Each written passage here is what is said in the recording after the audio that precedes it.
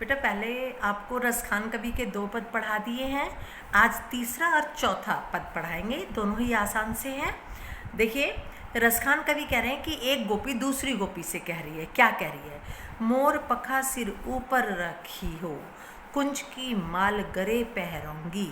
कि एक गोपी दूसरी गोपी से कह रही है कि मैं ना श्री कृष्ण की नकल करूंगी, स्वांग करूंगी श्री कृष्ण का, और मैं श्री कृष्ण की तरह ही अपने सिर के ऊपर मोर के पंख का मुकुट धारण कर लूंगी। कुंज की माल गरे पहरूंगी। कुंज में जंगल के फूलों की माला, कि मैं फूलों की माला जो है श्री कृष्ण की तरह फूलों की माला अपने गले में पहन लूंगी। ओढ़ी पीताम्बर ले लकुटी बन गोधन गवारिन संग फिरऊंगी। और मैं ओढ़ी पीताम्बर पीले वस्त्र पहन लूंगी, हाथ में लकुटी लाठी ले लूंगी, और गोधन ग्वालों के साथ, गायों के साथ, और ग्वालों के साथ क्या है, मैं फिरूंगी अर्थात गाय चराऊंगी। भाव तो वो ही मेरो रसखानी, सो तेरे कहे सब स्वांग करूंगी। कि मुझको तो भाता है, अच्छा लगता है वो रसखान।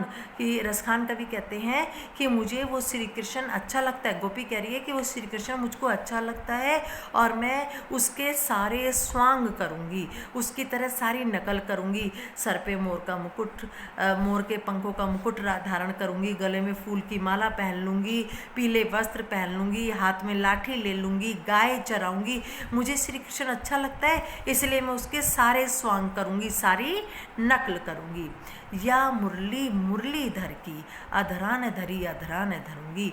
गोपी कहती है दूसरी गोपी से, लेकिन हे सखी, मैं जो श्री कृष्ण की मुरली है, मुरलीधर का है श्री कृष्ण को, और मुरली माने मुरली, कि जो मुरली है वो श्री कृष्ण की जो मुरली है, मैं उसे, अधरान का अर्थ है होठों, मैं अपने होठों पर नहीं रखूंगी। क्यों? क्योंकि वो मुझे अच्छी नहीं लगती।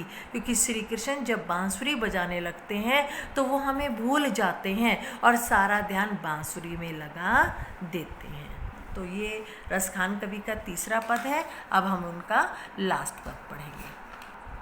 क्या कर रहे हैं रसखान कवि आगे लास्ट पद में? काननी दे अंगुरी रहीबो, जब ही मुरली धुन मंद बजे। गोपियाँ जो हैं वो कह रही हैं आपस में, क्या कर रही हैं? काननी कानों में, अंगुरी अंगुली, रहबो रख लेती हैं। जब माने जब, मुरली माने श्री कृष्ण की मुरली, धुन माने धुन, मंद माने धीमी आवाज़ में। जब श्री कृष्ण की बांसुरी की धीमी धीमी आवाज़ हमारे कानों में पड़ती है तो हम अपने कानों में उंगली लगा लेती हैं। क्या है कि गोपियाँ कह रही हैं कि जब श्री कृष्ण की बांसुरी की आवाज़ हमें सुनाई पड़ती है तो हम अपने कानों में उंगली दे लेती हैं।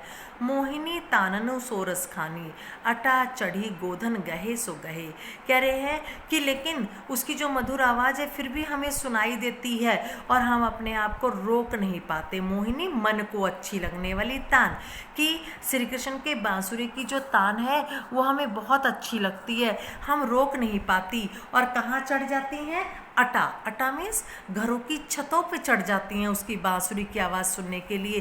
गोधन गहे तो गहे, और फिर हमें गोधन, गोधन का है कि गवाले, कि हमें गोधन समाज या गवाले कुछ भी हमें कहें तो हमें कहते रहें, हमें कोई लोक लाज नहीं आती।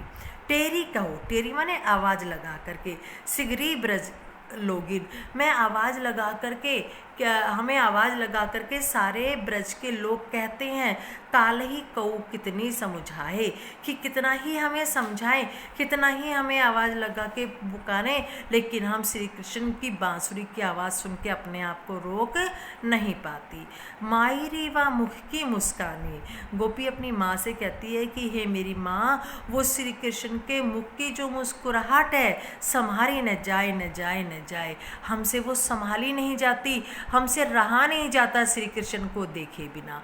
तो यहाँ रसखान कवि क्या कह रहे हैं कि हम, गोपियाँ कह रही हैं कि हम अपने कानों में उंगली लगा लेती हैं जब श्री कृष्ण की बांसुरी की आवाज़ सुनाई देती है, लेकिन फिर भी हमसे रहा नहीं जाता और हम उस मधुर तान को सुन करके छतों पे चढ़ जाती हैं। और फिर ये गोधन समाज हमको कुछ भी कहे, हमें कोई लाज शर्म नहीं आती।